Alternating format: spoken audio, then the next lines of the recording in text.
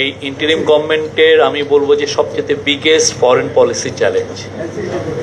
এর চেয়ে বড় চ্যালেঞ্জ আমরা ফেস করেছি কিনা আমি জানি না। আমরা অবশ্যই আমাদের নেইবারিং কান্ট্রি থেকে আমরা ম্যাসিভ ডিসইনফরমেশন ক্যাম্পেইন ফেস করেছি, বিশেষ করে নেইবারিং কান্ট্রির মিডিয়া থেকে আমরা ম্যাসিভ ডিসইনফরমেশন ক্যাম্পেইন ফেস করেছি। আর একটা হচ্ছে যে আমরা মায়ানমারের সাথে আমরা রোহিঙ্গা ক্রাইসিসটা আমাদের জন্য একটা বড় ইস্যু ছিল, এবং এটার আমরা একটা এই ইন্টারিম গভর্নমেন্ট চেষ্টা চালিয়েছে যে এটাকে আবার গ্লোবাল যে ডিসকাশনের যে ম্যাপে, যে গ্লোবাল যে এত বড় বড় এখন সমস্যার ভিড়ে যাতে এটাকে নিয়ে মানুষ যাতে ডিসকাশন করে, এটা একটা বড় চ্যালেঞ্জ ছিল। আর অবশ্যই আমরা তো এই গভর্নমেন্টের একটা বড় একটা চ্যালেঞ্জ ছিল যে গ্লোবাল সাপোর্টটা নেওয়া। এটা একটা ইন্টারিম গভর্নমেন্ট, এবং আমরা যে ডেমোক্রেটিক ট্রানজিশনে যাচ্ছি, এই ডেমোক্রেটিক ট্রানজিশনের জন্য যতটুক ইন্টারন্যাশনাল সাপোর্ট নেওয়া যায়, যতটুক এটাকে সর্বোচ্চ চেষ্টা করা, এবং এটা আমরা মনে করি যে আমরা এই ইন্টারিম গভর্নমেন্ট সফল হয়েছে। এটা প্রফেসর ইউনূসের যে গ্লোবাল যে ইমেজ, এবং উনি যে এটা ইন্টেন্সিভ যে সবার সাথে কথা বলেছেন, বিভিন্ন ক্যাপিটালে তাদের লিডারদের সাথে কথা বলেছেন, ফলে এটা একটা তো ইউএস ট্যারিফ টক্স নিয়ে সত্যিকার অর্থে আমরা প্রথমেই বলবো যে ডক্টর খলিল ফেব্রুয়ারি মাসে উনি ইউএসএ গিয়েছিলেন। ওইখানে উনি কিন্তু মানে ওই প্রথম যেহেতু নিউ একটা ইউএস অ্যাডমিনিস্ট্রেশন টুক ওভার করেছে, এবং গতবার ওরা কি করেছে, গত টার্মে ট্রাম্প অ্যাডমিনিস্ট্রেশন কি করেছে, যে তারা ট্যারিফ নিয়ে যে তাদের যে নতুন ধারণা, যে গ্লোবাল যেটা কনসেনসাস, যে ডাব্লিউটিওর মাধ্যমে গ্যাট থেকে ডাব্লিউটিওতে আসা, এবং ডাব্লিউটিওর মাধ্যমে যে যত কম ট্যারিফ থাকা যায় তত বেটার, এবং এটার থেকে কনসেনসাস থেকে ইউএস গত ট্রাম্পের টার্মেই ওরা একটা খুব ক্লিয়ার ইন্ডিকেশন ছিল যে ওরা এখান থেকে সরে আসবে, এবং ওরা ম্যানুফ্যাকচারিং এ জোর দিবে। এটা কিন্তু ডক্টর খলিল আমাদের ন্যাশনাল সিকিউরিটি অ্যাডভাইজার এবং high representative on Rohingya affairs, উনি যখন ইউএসএ সফরে গিয়েছিলেন তখন উনি এই আলাপটা উনি শুনে এসছেন। ওনার he has friends in the administration and he has friends in DC. তো উনি আসার পরে উনি ব্রিফিং করেছেন যে, এবং যদি কোনো আমরা অবশ্যই কেউই আমরা ধারণাও করতে পারি না যে রিটালিটরি ট্যারিফ এতটা ইম্পোজ হবে, বা গ্লোবালি এটা একটা বিগ একটা ইস্যু হয়ে দাঁড়াবে। তো তখন উনি এসে যেটা হচ্ছে যে উনি কিন্তু এসে, আমার মনে আছে যে উনি এসে যেটা ব্রিফ করলেন যে আমাদের লেভারেজটা কোথায়, ইউএসএর সাথে যদি আমরা এই ভালো ট্যারিফ, আমরা যদি ভালো ট্রেড করতে চাই, আমাদের লেভারেজটা হচ্ছে যে ইউএসএ, অবশ্যই ইউএস আমাদের largest biggest trading export destination, কিন্তু at the same time USA থেকে কিন্তু আমরা অনেক কিছু কিনতে পারি। তো উনি ভাবলেন যে ফিউচারে যদি আমাদের ওদের সাথে যদি করতে চাই, তাহলে ইউএসএ যে ফার্ম লবি এবং এনার্জি লবি, এরা এই দুইটা লবি হবে আওয়ার ফ্রেন্ডস। উনি কিন্তু ওই সময় এটা আইডেন্টিফাই করে এসছেন যে ইনকেস আমরা আরো ট্রাম্প অ্যাডমিনিস্ট্রেশনের সাথে যদি আমরা আরো বেটার অবস্থানে যেতে চাই, আমরা অবশ্যই চাই যে ইউএসএ আমাদের খুব যত লো ট্যারিফে আমরা ওদের মার্কেটে ঢুকতে পারি, সেটা আমাদের একটা বড় ধরনের আমাদের ইকোনমির জন্য একটা বড় অ্যাডভান্টেজ তৈরি করে, এবং কম্পিটিটিভ অ্যাডভান্টেজ। উনি কিন্তু এসে এই কথাটা বলেছেন, আমার স্পষ্ট মনে আছে। উনি এটা নিয়ে বললেন যে এই বিষয়ে আমাদের ওদের সাথে ওদের ফার্ম লবি, কারণ হচ্ছে যে আমরা প্রচুর কিন্তু ওয়ার্ল্ডের 8th মোস্ট পপুলাস কান্ট্রি হিসেবে আমরা কিন্তু ওয়ার্ল্ডে, আপনি যদি গ্লোবাল সিরিয়াল মার্কেট বা গ্রেন মার্কেট দেখেন বা এনার্জি মার্কেট দেখেন, increasingly we are a big global player.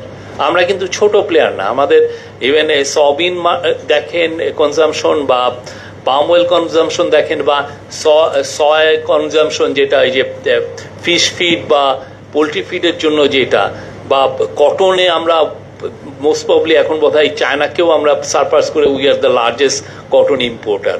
তো এইটাকে কিন্তু উনি তখনই এটা আইডেন্টিফাই করেছেন, এটা আমাদের প্রস্তুতি ছিল।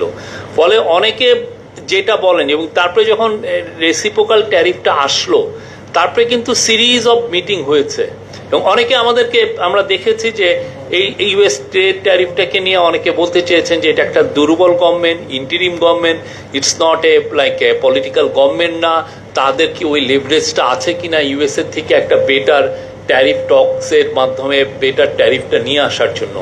প্লাস অনেকে খুব হাইলাইট করলেন এনডিএ, এবং এটা আমরা বলবো যে পুরো জিনিসটাকে একটা অনেকে এটার থেকে ঘোলা পানিতে মাছ শিকার করতে চেয়েছেন অনেকে, এবং যারা অনেক বুদ্ধিমান লোক, যারা জানেন যে অনেক দেশের সাথে এই যখন ট্রেড টক্স হয় তখন এই ধরনের একটা আন্ডারস্ট্যান্ডিং থাকে যে আপনারা এই যেগুলো কথাবার্তাগুলো হচ্ছে সেগুলো আপনারা প্রেসে আনবেন না, এটা হয়ই না। আপনি কোথাও ইন্দোনেশিয়া যখন কথা বলছে, ইন্দোনেশিয়া কিন্তু তার প্রেসে বলেনি যে আমরা এই কাজ করতে যাচ্ছি, আমরা 50টা বোয়িং এর অর্ডার দিতে যাচ্ছি, বা আমরা $15 বিলিয়ন গ্রেইন ইম্পোর্ট করব, এগুলো কিন্তু কেউ বলে না। কিন্তু এইখানে আমরা দেখেছি যে মানে আমরা প্রস্তুতি নিচ্ছি এবং খুবই ভালো প্রস্তুতি। প্রথম কথা হচ্ছে যে আমাদের মেন অ্যাডভান্টেজ কি ছিল? মেন অ্যাডভান্টেজ হচ্ছে professor Yunus himself knows the US American society. উনি আমেরিকায় ছিলেন, আমেরিকায় প্রচুর যাতায়াত করেছেন, he has friend in both parties, he has friends in the greater American society, এবং গ্রেটার আমেরিকান যারা ম্যাটার করে, ওদের গ্রেট ফিনান্সিয়াল ইন্ডাস্ট্রি, হ্যাঁ, পিপল লাইক রে ড্যালিও, হ্যাঁ, দিস পিপল আর হিজ ফ্রেন্ডস। তো উনি আমেরিকান যে নতুন যে পলিসি আসতেছে, ওরা যে চেঞ্জ হচ্ছে, ওইটা ওনার একটা অ্যাডভান্টেজ ছিলই। সেকেন্ড যে জিনিসটা সেটা হচ্ছে যে ডক্টর খলিলও অনেক বছর উনি আংটারে ছিলেন, ট্রেডিং বুঝতেন। আর আমাদের তৃতীয় অ্যাডভান্টেজ হচ্ছে আমাদের যিনি লিড করেছেন শেখ বশিরউদ্দিন হিমসেলফ, উনি বাংলাদেশের largest jute exporter, he knows global market, he knows American market. তো ফলে একটা জিনিস হচ্ছে অনেকে বলতে চাচ্ছেন যে আমাদের এই গভর্নমেন্টের কোনো এক্সপিরিয়েন্স নাই, এই গভর্নমেন্টের লেভারেজ নাই, পলিটিক্যাল লেভারেজ নাই, একটা দুর্বল গভর্নমেন্ট, দুর্বল, ওরা কিভাবে পারবে। তো আমরা কিন্তু এই গভর্নমেন্ট কিন্তু প্রথম থেকে কনফিডেন্ট ছিল we can secure a better deal. যখন ওনারা এই কথাটা বলছেন যে তখন যে নিউজটা আসছে, প্রথম হলো ভিয়েতনাম 20% করেছে, ইউকে হুইচ ইজ মানে ইউএস এর একদমের আম্বিলিক্যাল কর্ডের সাথে জড়িত একটা কান্ট্রি, যেটা ইউএস আপনি ওইটা কোনো পৃথিবীর সেকেন্ড ওয়ার্ল্ড ওয়ারের পরে ইউকে কখনো ইউএস এর ফরেন পলিসির বাইরে যে কিছু করেছে, ওদের একই সাথে ওদের মোটামুটি বড় বড় ইস্যুতেও তারা কমন স্ট্যান্ড নিয়েছে ইউকে, এবং 4-5টা দেশ মাত্র একটা মানে 20% বা আরো পেয়েছে, বাকি 175টা দেশের সাথে কিন্তু ডিলই হয় নাই। কিন্তু এখানে রব উঠছে যে গেল বাংলাদেশ আর কিছু পাচ্ছে না, 37 থেকে 35 এসছে, উইক গভর্নমেন্ট, এবং অনেকে গোল টেবিল বৈঠকে আমাদেরকে যাতা বলছেন। হ্যাঁ, তো আমি যেটা দেখেছি আমাদের এই ইন্টারিম গভর্নমেন্ট প্রথম থেকেই কনফিডেন্ট ছিলেন, প্রথম থেকেই তারা প্রিপেয়ার ছিলেন। গার্মেন্টস অনেকে বলেন যে বিজিএম এর নিজেদের সাথে কথা বলে নাই, বিজিএম এর লিডারশিপ, বিজিএম এর ইলেক্টেড গভর্নমেন্ট, ইলেক্টেড বডি এসছে অনেক পরে। তার আগে যেটা হয়েছে যে বাংলাদেশের যারা লিডিং এক্সপোর্টার ছিলেন তাদের সবার সাথে কিন্তু কথা বলেছে, কিহাকসনের সাথে এক্সটেন্সিভ ডায়ালগ হয়েছে। কিহাকসন বাংলাদেশের থেকে largest exporter of garment item, কিহাকসনের সাথে হয়েছে, যারা বড় বড় ইন্ডিভিজুয়ালি হয়েছে। এবং যেদিন 37% হলো, তারপরের দিন ইয়েতে কি যেন জায়গাটার নাম, বিডাতে বাংলাদেশের টপ যারা বিজনেস লিডার সবাইকে নিয়ে এসে গোল টেবিল বৈঠক করে 4 ঘন্টা তাদের সাথে কথাবার্তা বলে আমরা একটা রেসপন্স রেডি করে ওইখানে পাঠিয়েছি। তো এক ধরনের বুঝে যে আমরা কোনো ধরনের কথা বলছি না, কোনো এক্সটেন্সিভ ডায়ালগ হচ্ছে না, এগুলো ভুল। আর পরবর্তীতে যেটা হয়েছে যে এই আমাদের এই অনেকে বলছেন যে আমরা লাস্ট মিনিটে, বাট এটার কারণ হচ্ছে যে এই লাস্ট মিনিটেই বা মানে আমরা লাস্ট মিনিট পর্যন্ত ওয়েট করেছি একটা এই 20%-এর জন্য। কথা হচ্ছে যে আমাদের তো ইউএস ছাড়াও তো আমাদের বড় মার্কেট আছে, আমরা উই এক্সপোর্ট আবার $50 বিলিয়ন, কিন্তু তার মধ্যে $8 বিলিয়ন যায় ইউএসএ। তো আমি অন্য মার্কেটে হচ্ছে যে বাংলাদেশে $42 বিলিয়ন যাচ্ছে, এবং অনেক মার্কেটে খুবই ম্যাসিভলি মানে growing then US market, market like Japan, South Korea, Brazil, South Africa, Middle East, এই সমস্ত মার্কেটে আমাদের র্যাপিডলি এক্সপান্ডিং হচ্ছে। তো আমরা যখন এই নেগোসিয়েশনটা করা হচ্ছে, তখন এই নেগোসিয়েশন একটা বড় ইস্যু ছিল যে অন্যান্য মার্কেটের সাথে আমরা যে ইউএস এর সাথে নেগোসিয়েশন করছি, তো অন্যান্য মার্কেটের সাথে এইটার ইম্প্যাক্ট কি পড়বে। এটা তো একটা বিগার একটা মানে ইট ক্যান লাইক পুরো জিনিসটার উপরই তো একটা ইম্প্যাক্ট পড়ার মানে এটা আমাদের এই যে যেটা জ্যোতি ভাই বললেন ট্রেড অফটা কি, এই বিষয়গুলো কিন্তু ওয়াকিবহাল ছিলেন এবং এই জিনিসগুলো এনারা তিনজনই খুবই ভালো বুঝেন। প্রফেসর ইউনুস ভালো বুঝেন, he is a professor of economics. আমাদের ডক্টর খলিলুর রহমান ভালো বুঝেন, উনি গ্লোবাল এই ট্রেড টক্সে প্রায় 25-30 বছর ধরে ছিলেন। তারপরে শেখ বশিরউদ্দিন আছেন, যিনি বাংলাদেশের একটা লার্জেস্ট কংগ্লোমারেট সিঙ্গেল হ্যান্ডেডলি চালিয়েছেন এবং বাংলাদেশের উনি এখন লার্জেস্ট জুট এক্সপোর্টার। তো এই যে পুরো কারণে আমরা এই গভর্নমেন্ট কনফিডেন্ট ছিল এবং আপনারা দেখেছেন যে আমরা 20% পেয়েছি এবং আমরা মনে করব যে আমরা ইউএস এর যে কনসার্নগুলো ছিল ইউএস সবার সাথেই যেটা যে তারা চাচ্ছে যে উইন উইন সবার জন্য, আমরা এমন একটা ডিলে পৌঁছতে পেরেছি যেটা win win for everyone, US এর জন্য, আমাদের জন্য।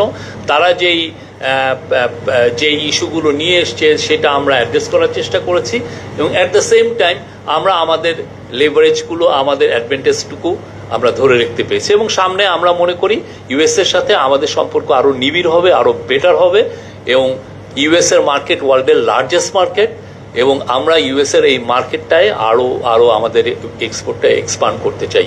আপনারা সবাই জানেন এই নতুন এই পোস্ট ব্রেটন উডসের যেটা ওয়ার্ল্ড, সেই ওয়ার্ল্ডে যারাই রিচ হয়েছেন এই সাউথ ইস্ট এশিয়ায়, ফার ইস্ট এশিয়ায়, সবাই কিন্তু রিচ হয়েছেন পিগি ব্যাকিং অন ইউএসএ।